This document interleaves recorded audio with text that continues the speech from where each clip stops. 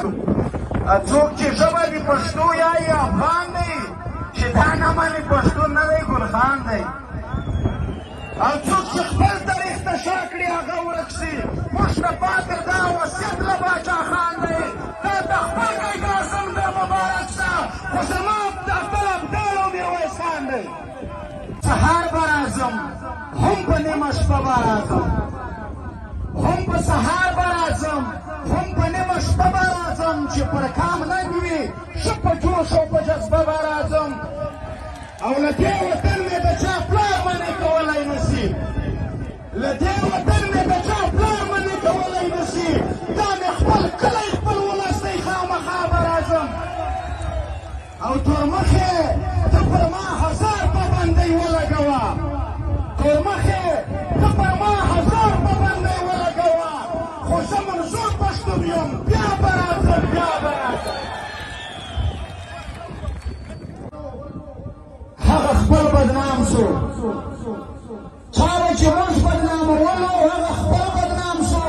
چې اویا کاله په وردۍ پټو هغه بدنام شو او نارې پرې وسوېله ټکه تر کابله پورې نارې پرې وسوېله ټکه تر کابله پورې دغه تورمخی سړی نه دی مکمل بدنام شو اوس چې یوه مو ژبه یو مو دین یو مو رواج یو کلتور ډیورنډ کار څه چې د چا پلار مو بېلولی نه شي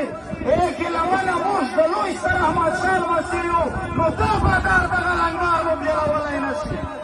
خو دا څو کرښې د ټولو دغو ننګیالو پښتنو ملالو خویندو په نوم وایي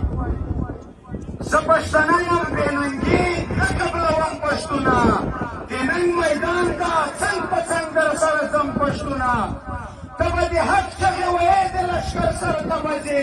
زه به د ننګ ډکې مصرې درته کوم پښتونه د زرغونې انا لمسۍ یم ستا دعا پکار ده د وخت ملاله یم زلمي راپاروم پښتونه انا دې نه پرېږده شهید شولې په ننګ پرېوته په تا د زلفو به دفن درته ګنډم پښتونه په یار مې سختې نه لورېږي خو په خپل کار مې زړه دردېږي که لالی مري ته پاتې کېږي که تور وربل مې راتېږي پر وطن ننګ دی لالی نه منې کومه